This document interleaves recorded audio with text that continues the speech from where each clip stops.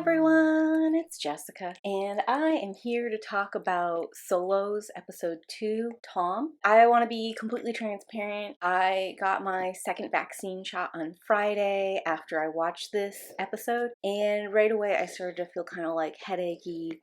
And all day Saturday, I was really just out of it. I was very feverish and my head just hurt a lot, so there wasn't a lot I could do or focus on. These videos do usually have very quick turnaround, but this is going to be the fastest turnaround ever because I'm going to film it the same day and upload it. The reason I think I can get away with this is because Solo's episode 2 is only 24 minutes. And side note, I said that Leah, episode 1 of Solo's, was an hour, and it's only 30 minutes. I don't know why I thought it was a whole hour. I guess I just assumed that each one of these episodes would be an hour long because that's pretty normal. Sorry, I have a terrible sense of time. If you were watching this and it was someone else saying that they thought that they had watched an hour-long show and it was only a half hour, I'd say, oof, that's a bad sign. But because I have such a terrible sense of time, I wouldn't take it too seriously. And it is really interesting with these streaming shows in general that you can have 24 minutes, 16 minutes, half hour, hour and a half. This could be positive or negative depending on how you look at it. Sometimes it's good to work within a constraint. It encourages more creativity and it creates a better, deeper story. And sometimes it's just a constraint and you would have been better off taking an hour and a half instead of an hour, or spending 15 minutes instead of 30 on something. The episode Tom itself is completely unrelated to the Leah episode. I don't know if things were tied together obviously. In Atlas Cloud, I've only ever watched the film once, and when I watched it, I didn't understand till maybe the last third that all these stories were tied together in some kind of meaningful way. So it's possible I'm seeing the same wait to reveal happening right now. Anyways, going forward into this episode, it's gonna be all the spoilers because really I'm still a little headachy and I'm too tired to figure out what is and isn't spoiler territory. If you want to know my unspoilered opinion, I liked it. I'm really enjoying these one acts. I think about 30 minutes is the right volume of time for them. They're really good, they're very artistic, they're well shot, and there's a lot of emotion going on, and I would definitely watch them. Also, I'd say that for me, spoilers doesn't really come into play because it's an emotional based story and it's a experience. Even if I knew the beginning, middle, and end, it's watching an experience play out that's interesting. Okay, welcome to the spoilers. So with the Tom episode, just like the Leah episode, it was really emotional. I liked the range of emotion that was being displayed, starting with anger to legitimate joy about his life to upset and this deep sorrow and maybe even regret. The acting really carried it. I really believe there were two Toms in the room. From that perspective, it's really interesting, especially if you're into any form of editing or filming at all, even like something as minor as like a YouTube thing like me. There's just a lot of interesting things going on from that perspective. From the perspective of the sci-fi speculative element, I thought it fell a little bit flat. It's interesting to me, this Tom character, he has cancer. I guess it's terminal. The doctors gave him like 5 months to live. His response to that was to call a company, pay 30 grand, and have a clone of himself made, question mark. They don't really say what this guy is. Is he a clone, or is he an AI, or is he a person who has been transformed into Tom? I do not know. And that was sort of confusing. Like, I was trying to parse that. And the other thing that is confusing to me about it is in the beginning, the clone guy says, "Hey, we usually do this in family homes." And Tom gets really mad and says, "I would never let you see my family." And as we get further in, it becomes apparent that this guy is going to step in and take over Tom's role in his family. So he's actually going to leave him with his family without his supervision at all. The other thing that's confusing to me about it is Tom living the rest of his 5 months out? Or does he have to die as soon as he leaves this room so other Tom can step into his life? And then there were further questions like, does his family know he's doing this? Is this what his family wanted versus what Tom wanted? Like, I was just confused. And I know that some of this back and forth where he's like angry and like, "I would never let you near my family," this is part of Tom's impulsive, angry character. He might not have meant it. In fact, the whole point of this was to create someone to take care of his family. But the problem is that the actual scenario isn't set up well enough that we can have those emotional character moments like that, because I don't really know what the scenario is. I'm going to assume this guy's a clone and not an AI, although there were a couple phrases that he said that seemed to imply like some kind of hybrid robot or AI, like part bio, part AI, part algorithm. Actually, I think the algorithm AI is more interesting than the clone. I'm gonna go clone just because I think it lets us get to the heart of the issue here. If he believes in a consciousness or a soul or an essence or anything like that, it can't be passed on to this clone. It makes us wonder, like, is a person who is like the person you know what you need in your life, or is it that specific person that you need? And is it okay to replace that specific person with someone who is exactly like them, with the exact same memories, exact same looks in every way? And I think like the larger thing that's more interesting isn't how Tom feels about the situation, although that's what we're seeing, but more about his family. He has a wife and 3 kids, and I was more curious, like, is this person slash AI that's replacing Tom consensual? did the wife agree to this? Do the kids know this is happening?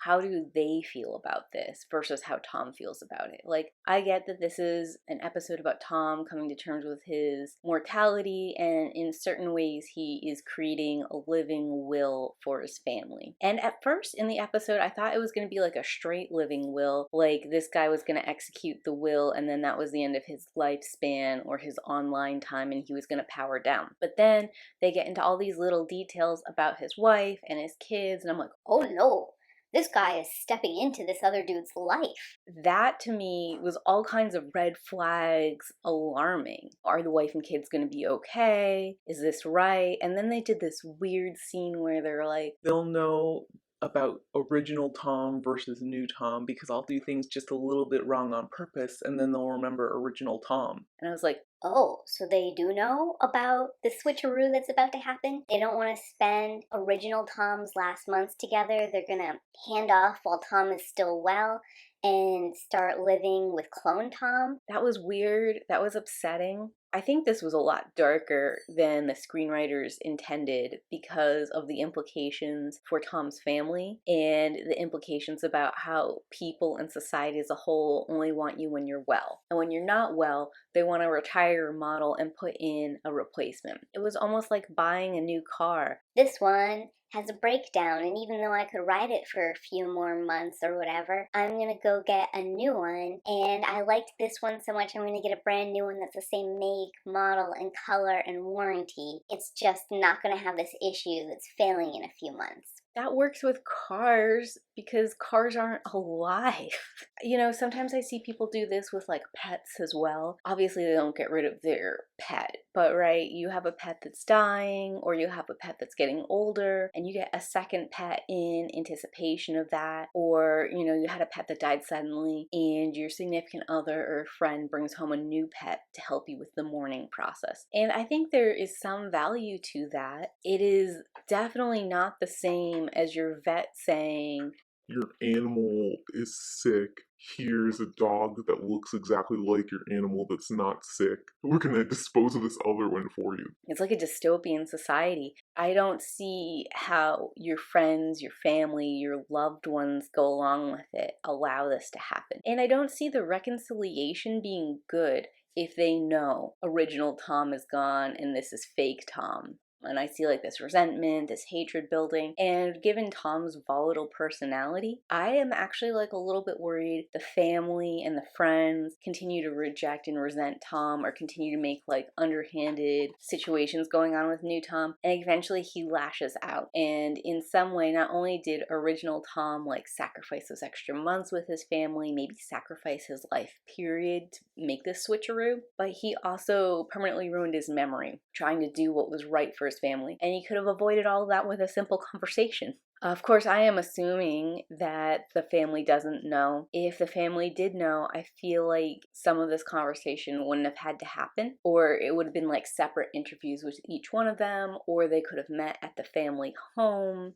This piece is exploring a lot of the same themes as the Leah episode, except in Leah's episode, where she self-sacrifices her present and her future so that her mother can live, and her past self still lives and is happy. Part of what Leah is sacrificing, even though she's ceasing to exist, she is also sacrificing like some pain and some torment from her two selves, as well as preventing her mother's death. The wins there are so much, versus here with the Tom switcheroo, it doesn't necessarily lead to any positive gains. Like, I just don't see positive things coming from this swap. You know, arguably, past self Leah who gets to benefit is as much the original Leah as the present Leah we are introduced to, or the future Leah. Actually, them choosing to cure their mother and give up their existence in a very non-violent way, right? Like, basically, present Leah just talks to past Leah, and the way the camera portrays it is like dust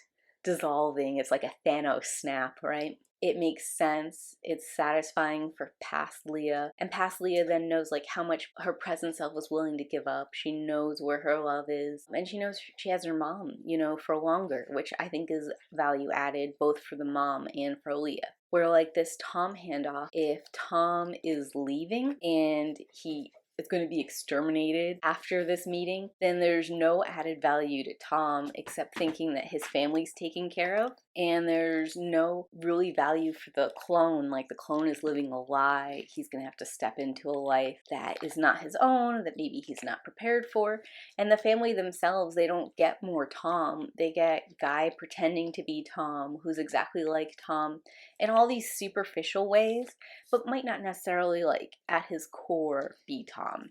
And I don't know, maybe he is. Like, that's an argument you can make. It just seems like not an argument I would want to make, or an argument I'd agree with, and there's no way to know without doing some kind of unethical experiment, assuming we had the technology. So for me, this one was a lot darker, it was sadder. Overall, I'm still enjoying Solos. I do think it's really a speculative show, and I would definitely recommend it, especially where the acts are so short. If you're looking for a way to get into one-act plays, or to get into one-act scenes, if you're any kind of theater or art major, and you like those sci-fi kind of leanings, I think this is a great show. They're really short too, so you can just like watch one and sit and think with it. Or if you like to like kind of binge through things, you could binge through this very quickly if the shows continue to be this short. I want to go ahead and recommend my sci-fi playlist if you're looking for more science fiction recommendations or science fiction discussions. I want to go ahead and mention my video about Snowpiercer. Snowpiercer is a dystopian apocalypse science fiction kind of story, so it's going to be very different. The one thing I'll say that's similar is that the acting is very intense and very good in both Snowpiercer and here in Solos. And the other thing I'll say for Snowpiercer is it's also exploring what it means to be human and also to survive in a world that seems to be doing something cruel. Here in Solos, we're seeing one individual struggle with that, and Snowpiercer is showing a whole ensemble cast where the world is making it difficult for them to continue living. So that was it. I hope you guys are having a great day. Hopefully I finish editing this in time. It's probably going to be a really short video, so I hope you guys enjoyed the few minutes, and I'll talk to you later. Bye!